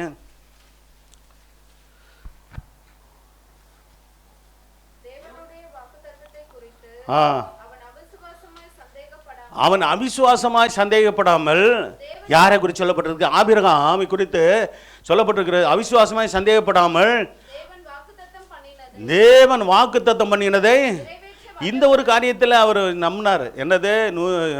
75 வயசில் சொல்லும் போது சோத்திரன் தேவன் தருவேன்னு சொல்லியிருக்காரு, தருவார்னு நம்பினார். ஆனால் அவர் மனைவிக்கு நம்பிக்கை இல்லை. யாருக்கு? சாராளுக்கு. அவங்க சிரித்தாங்க. சோதரர், எனக்கு எப்படி பிறக்கும், எனக்கு வீட்டுக்கார வயசாகி போச்சு, நானும் இந்த வயசில் குழந்தை பெற்றுக்க முடியுமா? பெண்களுக்குள்ள வழிபாடு நின்று போச்சே அப்படியெல்லாம் பைபிளில் இருக்குல்ல, அதை தான் நான் சொல்கிறேன். அப்போ தேவன் வாக்குத்தத்தம் பண்ணி நிறைவேற்ற வல்லவர் என்று முழு நிச்சயமாய் நம்பி என்ன செஞ்சாங்களாம்? தேவனை மகிமைப்படுத்தினாங்க. விசுவாசத்தை ஆபிரகாமுக்கு தான் சொல்லப்பட்டிருக்கிறது, முழு நிச்சயமாய் நம்பினாராம். தேவன் வாக்குத்தத்தம் பண்ணினதை நிறைவேற்ற வல்லவராக முழு நிச்சயமாய் நம்பினார். நாமும் தேவனுக்கு கொடுத்த வாக்குத்தத்தம் நிறைவேறும்னு சொல்லி முழு நிச்சயமாய் நம்பணும். ஆமேன். அல்லேலூயா. முழு நிச்சயமாய் நம்பினோம். சோதரம். ஆமாம், 2 மகளுக்கு கல்யாணம் ஆக போகுது. சோதரம். ஆமாம், இன்னும் இந்த வருஷத்தில் ஆமாம் மீதி இருக்கிற பெண் பிள்ளைகளுக்கும் ஆண் பிள்ளைகளுக்கும் ஏற்ற துணையை கர்த்தர் இந்த வருஷத்தில் தருவார். ஆமேன். முழு நிச்சயமாய் நம்பணும். செபிக்கணும், விசுவாசத்தை செபிக்கணும், விழித்திருந்து ஜெபிக்கணும். சோத்திரம். கண்ணை மூட விடக்கூடாது. அல்லேலூயா. ஆமாம், தரிசனம் மங்கி போகும். அல்லேலூயா. என்ன உடலை ஆமாம். சரி, ரைட்டு. அடுத்து சோத்திரம் என்ன காலம் அப்படின்னா, சரி முதிர்ச்சியின் காலம் இருக்குது, அதை விட்டுருவோம். ஆவிக்குரிய தரிசனத்தின் காலம். சோத்திரம். தரிசனம் நிறைவேறும் நிச்சயமாக. லூக்கா 19ஆம் அதிகாரம் 41-44 சோத்திர வேதத்தில் ஒரு வசனம் இருக்குது பார்த்தீங்களா? குறித்த காலத்துக்கு தரிசனம் வைக்கப்பட்டு இருக்கிறது, அது நிறைவேறும். அது தாமதித்தாலும் காத்துரு, அது நிச்சயமாக. ஆபகூக். சரி, வாசிக்கலாம், அந்த வசனத்தை வாசிக்கலாம். சோத்திரம். ஆபகூக் 2ஆம் அதிகாரம் 3ஆம் வசனம். ஆமாம், குறித்த காலத்துக்கு தரிசனம் ஊழியக்காரர் எங்களுக்கும் வைக்கப்பட்டிருக்கிறது. ஊழியத்தின் காரியங்களை குறித்து உங்களுக்கும் உங்களுக்கு தனிப்பட்ட ஆவிக்குரிய காரியம், குடும்பத்தின் காரியத்துக்கு தரிசனத்தை கொடுப்பார். சோத்திரம். ஆவிக்குரிய ஜீவித்தில் வளர்வு என்ற தரிசனத்தை கொடுப்பார். தேவசத்தை நிறைவேறதுக்கான தரிசனத்தை கொடுப்பார். அது குறித்த காலத்தில் நிறைவேறும். குறித்த காலத்தில் நமக்கு நிறைவேற வேண்டிய ஒவ்வொரு ஆசீர்வாதங்களை நிறைவேறுவதற்கு நாமும் தகுதி உள்ளவர்களாக, கவனம் உள்ளவர்களாக இருக்கணும். அல்லேலூயா. ஆமாம், குறித்த காலத்தில் நிறைவேறுமே. அப்புறம் தான் நான் படுத்து தூங்குறேனே, ஊழியக்காரர் ஜெபிப்பார், அப்புறம் எதுக்கு நான் கஷ்டப்படணும் அப்படின்ட்டு எண்ணம் வரக்கூடாது. அல்லேலூயா. அதையும் சொல்லிடுறேன். தரிசனம் நிறைவேறதுக்கு ஜெபிச்சா தான் தவிர்த்து நிறைவேறும். சொல்கிறதுல உடன்படுறீங்களா? தரிசனம் நிறைவேறுன்னு சொல்லிட்டு நான் விசுவாசிக்கிறேன்னு சொல்லிட்டு ஜெபிக்காமல் இருந்தால் நிறைவேறுமாங்க? எனக்கு நிறைவேறாது, உங்களுக்கு நிறைவேறாது. உண்மையை சொல்லிடுறேன், சத்தியத்தை சொல்லிடுறேன். அதனால சும்மா குருட்டாம்போக்குலலாம் தேவனை என்ன பண்ணக்கூடாது. ஆமாம், சோத்திரம், அது நிறைவேறும், இது நடக்கும் அப்படின்லாம் நினைக்கக்கூடாது. அதெல்லாம் ஆகாது. ஜெபிக்காமல் நம்ம போராடாமல், ஆமாம், சோத்திரம் ஜபங்களில் காலையில் ஜபங்களில் போராடி ஜெபிக்கிறோம், உபாச ஜபங்களை போராடி ஜெபிக்கிறோம், மற்ற ஜபங்களை போராடி ஜெபிக்கணும். சோத்திரம். ஆமாம், நீங்கள் மற்ற நாள் ஜபத்துக்கு வந்தீங்கன்னா தெரியும், வரணும். வந்தீங்கன்னா தான் எப்படி ஜெபிக்கிறோம் அப்படின்னு. இந்த நேரத்தில் நமக்கு அந்த நேரம் இல்லை. ஞாயிற்றுக்கிழமை கர்த்தர் சோத்திரம். குறித்த கால தரிசனம் இன்னும் வைக்கப்பட்டு இருக்கிறது, முடிவிலே அது வழங்கும். நல்ல அது என்ன சொல்லாது, அது சொல்கிறவர் கர்த்தர் போய் சொல்வாரா? அது பொய் சொல்லாது, அது முடிவில் நிறைவேறும். அது தாமதித்தால் என்ன செய்ய அப்படின்னா, கொஞ்ச நாள் ஆகிப்போச்சே, சில வருஷம் ஆகிப்போச்சே. சோத்திரம். ஆமாம், நடக்குமா நடக்காதா சந்தேக வேண்டாம், நான் நிச்சயம் நடக்கும். அல்லேலூயா. அதான் சொல்லப்பட்டிருக்கு, தாமதித்தால் அதுக்கு காத்துரு, அது நிச்சயமாய் வரும். அது எவ்வளவு உறுதியாக அந்த வசனம் சொல்லுது பார்த்தீங்களா? ஆமாம், நம்முடைய வாழ்க்கையில் இதெல்லாம் நடக்குமாங்க, நடக்காதங்க. அவங்களுக்கு நடந்துச்சு, எனக்கு என்ன நடக்கலையே, இவங்களுக்கு நடந்துச்சு, என்ன நடக்கலையே அப்படிலாம் நினச்சிக்கிட்டு இருக்காதீங்க. எல்லாருக்கும் அந்தந்த நேரத்தில் எது நடக்கணுமோ அது நடக்கும். அல்லேலூயா. நம்ம தேவனை முற்றிலுமாக சார்ந்து கொள்ளணும், உறுதியாக பிடித்து கொள்ளணும். தேவனுக்காக நம்ம உறுதியாக நிற்கணும், மேற்கொண்டு நம்ம ஊக்கமாக ஜெபிக்கணும். அப்போ தான் நிறைவேறும். அதே நான் சொல்லிடுறேன். சும்மா நம்ம ஜெபிக்காமல் நடக்காது. அதுவும் ஜபத்தில் ஊக்கமான ஜபம், உபாச ஜபம், ஆவியில் இருந்து ஜபிக்கிற ஜபம், கருத்தாக ஜபிக்கிற ஜபம், இதெல்லாம் அவசியம். சாதாரணமாக ஒரு 5 நிமிஷத்தில் ஜபிச்சுட்டு நான் சோத்திரம் ஜபித்தேன், 3 நிமிஷம் ஜபித்தேன், பத்தாது அதெல்லாம். சரி, இது போதும்னு நினைக்கிறேன். நீ வீட்டில் போய் அந்த ஒரு வசனத்தை வாசித்துக் கொள்ளுங்க. லூக்கா 19ஆம் அதிகாரம் 41-44 சோத்திரம். குறித்த காலத்தை நிறைவேற வேண்டிய காரியங்களே நீ உன் கண்கள், ஆண்டவர் சொன்னார். அந்த ஒரு வசனத்தை நான் வாசிக்கலாமா? 19-41 நாங்கள் எந்த நகரத்தை பார்த்து, எருசலேம் நகரத்தை பார்த்து என்ன செஞ்சார்? அதற்காக கண்ணீர் விட்டு அழுது என்ன சொன்னார்? அடுத்த வசனத்தை சொன்னாதான் புரியும் உங்களுக்கு. உனக்கு கிடைத்த அந்த நாளில் ஆகிலும் சமாதானத்துக்கு ஏற்றவள் நீ அறிந்திருந்தாயனா நலமாக இருக்கும். இப்பொழுது அவைகள் உன் கண்களுக்கு மறைவாக இருக்கிற. அப்போ என்ன அர்த்தம்? சமாதானத்துக்கு ஏற்றவைகளை நீ என்ன செய்யலை, அறியலை. அதனால தான் அது உன் கண்களுக்கு மறைவாக இருக்கிறது. அல்லேலூயா. சமாதானத்துக்கு எதுவான அறியணும். அப்போ தான் நம்முடைய கண்களுக்கு அது வெளிப்படும். அல்லேலூயா. சரி, ரைட், இருக்கட்டும். இன்னும் விளக்கி சொல்லலாம் நேரம் இல்லை. அடுத்து கர்த்தர் சோதரம் உண்டாகட்டும். வருகையின் காலம். வருகையின் காலத்தில் நம்ம இருக்கிறோம். சோதர கடைசியாக வருகையின் காலம். இந்த காலம் எல்லாம் ஏற்கனவே நடந்திருக்கணும். சோதரம். ஆனால் நமக்கு எது நிறைவேறி இருக்கிறதுன்ற நீங்கள் பார்க்கணும். கர்த்தர் சோதரம் வருகையின் காலத்தில் ஆயத்தப்படணும். மார்க்கு 13ஆம் அதிகாரம் 32-34 வசனத்தை வாசிங்க. அது மட்டும் நான் வாசித்த ஒரு வசனம். அந்த நாளையும் ஆண்டவராக இயேசு கிறிஸ்துவின் வருகையின் நாளையும், நாளிகைன்னு அர்த்தம், நிமிஷத்தைன்னு அர்த்தம். நாள், மாதம், வருஷம், நிமிஷம், இதெல்லாம் நமக்கு யாருக்குமே தெரியாது அப்படின்னு வேதம் சொல்லுது. ஆமாம், சில சபைகளில் உள்ளவங்க சொல்லுவானுங்க, இவ்வளோ நாள் கணக்கு பண்ணி இப்படி பார்த்தா வந்துடும். எங்கே வந்துச்சு? இத்தனை வரைக்கும் சொல்லியிருக்கிறானுங்களே, இந்த வருஷத்தில் வருவார், அந்த வருஷத்தில் வருவார்னு சொன்னது பூரா பொய்யாகி போச்சா? சோத்திரம். எத்தனை தடவை நியூஸ்லாம் பார்த்துருக்கீங்களாப்பா? சொல்லியிருக்கானுங்களா?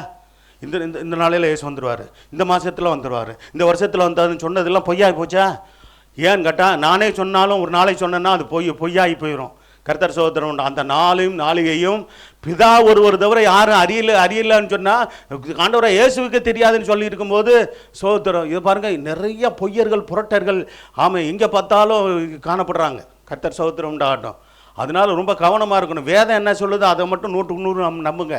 நாளை அந்த நாளையும் பிதா ஒருவர் தவிர மற்ற ஒருவனும் அறியான், பரலோகத்தில் உள்ள தூதர்களும் அறிய மாட்டார்கள், குமாரனும். இந்த ஒரு வசனத்தில் எவ்வளோ தெளிவாக இருக்குது பார்த்தீங்களா? ஒருவரும் அறிய முடியாது, பிதா ஒருவர் தான் அறிய முடியும் அப்படின்னு சொல்லிட்டு விளக்கமாக சொல்லப்பட்டிருக்கு. தூதர்கள் அறிய முடியாது, குமாரன் அறியார் அப்படின்னு சொன்ன பிற்பாடு அங்கே யார் அறிய? பிதா ஒருவர் மட்டும்தான் அறிவார். சோத்திரம். சரி, அடுத்து 33 வசனம். அந்த காலத்தை நானும் நீங்கள் அறியாதபடியால் என்ன செய்யணும்? எச்சரிக்கையாக இருந்து என்ன செய்யணும்? விழித்திருந்து ஜெபம் பண்ணுங்க. பார்த்தீங்களா, நான் என்ன சொல்லிட்டு வரேன்? அதுதான் வேதம் ஆண்டவர் சொல்லிக்கிட்டே வராரு. விழித்திருந்து ஜெபம் பண்ணுங்க. சோத்திரம். தூங்கிக்கிட்டே ஜெபம் பண்ண முடியுமா? அப்படி பைபிள் இருக்குதா? இல்லை, அப்படிலாம் சிந்திச்சு பார்க்கணும். விழித்திருந்து ஜெபம் பண்ணுங்கள் தான் இருக்குதே தவிர தூங்கிக்கிட்டே ஜெபம் பண்ணுங்க சோத்திரம் அப்படின்னு இருக்குதா? இருக்குமா? என்ன இருக்குன்னா இருக்குன்னு சொல்லுங்கள், இல்லைன்னா இல்லைன்னு சொல்லுங்கள். விழித்திருந்து தான் ஜெபிக்கணும். அல்லேலூயா. ஆமாம், கர்த்தர் சகோதரம் உண்டு ஆட்டும். சரி, கர்த்தர் நல்ல. இப்போ பாருங்க, காலை வேலை அதிகாலை வேலையில் விழித்திருக்கிறது நமக்கு ஒரு சோதனை தான். அதே சமயத்தில் விழித்திருந்தால் இரவு ஜபம். எத்தனை பேர் வர போகிறீங்க? பேர் கொடுங்க சிஸ்டருக்கு. ஆமாம், எத்தனை மணிலேருந்து? 10 மணிலேருந்து 4 மணி வரைக்கும் ஜபிக்க போகிறோம். இந்த அனுபவத்தெல்லாம் வரணுங்க. அப்போ தாங்க தூக்கத்தை ஜெயிக்கணுங்க. பாருங்க சோத்திரம், அதாவது தூக்கத்தை வெறுத்து விடுன்னு இருக்குது வேதத்தில், இல்லையா? கண் விழித்திரு, ஆகாரத்தினால் திருப்தியாவாய். ஆமாம், குடியனும் சோத்திரம் சோம்பேறியும் தரித்திரவார்கள் சொல்லி வேதத்தில் இருக்குது. யாருக்கெல்லாம் தரித்திரம் வருமா? குடிக்கிறவனுக்கும் போதை வசதி யூஸ் பண்ணுறவன் தரித்திரம் ஆகிடுவான். இன்னொன்று, அதிக தூக்கத்துக்கு இடம் கொடுக்குறவங்க தரித்திரவார்கள் பைபிள் இருக்குதுங்க, நீதிமொழிகள் இருக்குதுங்க. சோதரி, இதெல்லாம் நம்ம எச்சரிப்படையணும். கர்த்தர் சகோதரம் உண்டாகட்டும், கர்த்தர் மையம் உண்டாகட்டும். அதனால் தூக்கம் எல்லாருக்கும் வர்ற சோதனை. கர்த்தர் சகோதரம் உண்டாகட்டும். இதில் ரொம்ப எச்சரிக்கையாக இருக்கணும். அளவு தூங்கணும். நமக்கு தூக்கம் வேணும். ஒரு 7 மணி நேரம் இரவு நேரம் தூங்குங்க. மற்ற நேரங்களில் என்ன பண்ணுங்க? கர்த்தர் சகோதரம் நேரத்தை தேவனுக்கு கொடுங்க, செவிங்க. சகோதரம் உங்கள் குடும்பத்தின் காரியங்களை பாருங்கள். தொழில், வியாபாரம், வேலை, இதெல்லாம் செய்ய வேண்டிய கடமை இருக்குது. இதெல்லாம் ஆண்டவரும் செய்ய சொல்கிறாரு. நாங்களும் உங்களை இதில் நீங்கள் கவனமாக இருங்கன்னு தான் சொல்கிறோம். சரி, காலத்தை நீங்கள் அப்படி எச்சரிக்கையார்கள் விழித்திருந்து ஜெபம் பண்ணுங்கள். இன்னொரு வசனம் 34. இதோட முடிக்கிறேன் நான். ஒரு மனுஷன் தனி வீட்டை விட்டு பிரதேசத்துக்கு பிரயாணம் போகும்போது எத்தனைக்கும் போது ஊழியக்காரருக்கு என்ன செஞ்சுட்டு போனாரு? அதிகாரம் கொடுத்து. இன்னைக்கு ஆண்டவராக இயேசு கிறிஸ்து பிரதேசத்தமாக பரலோகத்துக்கு போயிருக்கிறாரு. அதிகாரம் கொடுத்து ஊழியர்களுக்கு அதிகாரம் கொடுத்துட்டு போயிருக்கிறாரு. சபையை கொடுத்துட்டு போயிருக்கிறாரு. அவர் சரீரமாக சபையை சோத்திர ஒப்பு கொடுத்துட்டு போயிருக்கிறாரு. அவர்களுக்கு தன் வேலைகளை நியமித்து என்ன செஞ்சிருக்காரு? ஊழியர்களுக்கும் கொடுத்துருக்கிறாரு. சபையில் இருக்கிற மூப்பர்களாக இருக்கிறவர்களுக்கும், இன்னும் சபையில் ஊழியம் செய்கிற சண்டே கிளாஸ் டீச்சரு, கர்த்தர் வாலண்டியர்ஸு, இன்னும் கர்த்தர் உதவிக்காரர்கள், உடன் ஊழியர்கள் எல்லாருக்கும் என்ன செய்கிறாரு? வேலையை பிரித்து கொடுத்துட்டு போயிருக்கிறாரு. நல்லா பிள்ளைகளை நல்லா கவனிக்கணும். சோத்திரம் எப்படி செய்கிறீங்க? கல்யாணம் பண்ணி போகிற பிள்ளைகளும் போகிற இடத்துலையும் ஊழியம் செய்யுங்க. அல்லேலூயா. இங்கே செஞ்சது போதுங்க, அங்கே போயிட்டு நாங்கள் எங்கள் வீட்டுக்காரரோட சந்தோஷமாக இருக்கிறோங்க. சந்தோஷமாக இருங்க, சமாதானமாக இருங்க. நாங்களும் உங்களுக்காக ஜெபிக்கிறோம். ஆனாலும் கூட ஊழியம் செய்யுங்க. அல்லேலூயா. சோத்திரம். அதெல்லாம் செய்யணும். ஏன்னா சொல்ல விட்டுறாங்கல்ல என்னன்னு தெரியல. போகிற இடத்துல சோத்திரம் இது வரைக்கும் ஊழியம் செஞ்சது போதும் சபையிலேருந்து, இனிமேல் என்னத்துக்கு? வீட்டுக்காரன் கூட சொல்லுவார், வீட்டை பாரு, குடும்பத்தை பாரு, இது எல்லாம் என்ன உனக்கு எதுக்கு அப்படின்னு சொன்னாலும் சொல்லுவார். அதுக்கு இப்போயே ஜபிச்சிடணும். அல்லேலூயா. அங்கேயும் ஊழியம் செய்ய விடட்டுமையா எங்கள் வீட்டுக்காரரு. ஆமாம், வரக்கூடிய கணவர், எதிர்கால கணவருக்கு கொடுக்கட்டும் அப்படின்னு சொல்லி ஜபிக்கிங்க. இப்போயே ஜபிங்க. தன் ஊழியக்காரருக்கு அதிகாரம் கொடுத்து அவனவனுக்கு தன் வேலையையும், இது எவ்வளோ தெளிவாக இருக்குது பார்த்தீங்களா? வேலையும் நியமித்து விழித்திருக்க முடியுங்க. இன்னும் விழித்திருக்கின்ற வார்த்தையெல்லாம் வருது பார்த்தீங்களா? விழித்திருக்க முடியும். காவல் காக்கிறவருக்கு என்ன செய்வான்? கற்பிப்பான். அல்லேலூயா. சரி, சோத்திரம். எந்திரிக்கிறீங்களா? ஜெபம் பண்ணி முடிப்போமா? சோத்திரம். நல்ல ஒரு வார்த்தைகள் இன்னும் இருக்குது பாரு. முதிர்ச்சியின் காலம் இதெல்லாம் இருக்குது. எனக்கு சொல்ல நேரம் இல்லை. இது பெரிய ஒரு சத்தியம், நல்ல ஒரு சத்தியம். கர்த்தர் கேட்ட சத்தியத்துக்கு ஒப்பு கொடுங்க. அல்லேலூயா. சோத்திரம். ரட்சணிய காலத்தில் ரட்சிக்கப்படணும். அல்லேலூயா. இங்கே இருக்கிறவங்க ரட்சிக்கப்படாதவங்க, ஞானஸ்தானம் எடுக்காதவங்க ஞானஸ்தானம் எடுங்க. கர்த்தர் அபிஷேகம் பெறாதவங்க, இது அபிஷேகத்தின் காலமும் இருக்காது, காலமுமா இருக்கிறது. ஆகவே அபிஷேகம் பெறாதவங்க அபிஷேகத்தை பெற்றுக்கொண்டே ஆகணும். அல்லேலூயா. மூலிகை பிதாகுமாரன் பரிசுத்த நாமத்தில் ஞானஸ்தானம் எடுத்தவங்க அபிஷேகம் பெற்றீங்கன்னா ஆவியானவர் உங்களோடு உங்களுக்குள்ள தங்கி இருந்து உங்களை வழி நடத்துவார். கர்த்தர் நல்ல ஆலோசனையில கொடுப்பார், புத்திமதியில கொடுப்பார். கர்த்தர் சபையான பாதையில நடத்துவார். அல்லேலூயா. இன்னைக்கு சபையை நடத்துகிறது, சபைக்கு நாயகனாக சபையின் தலைவர்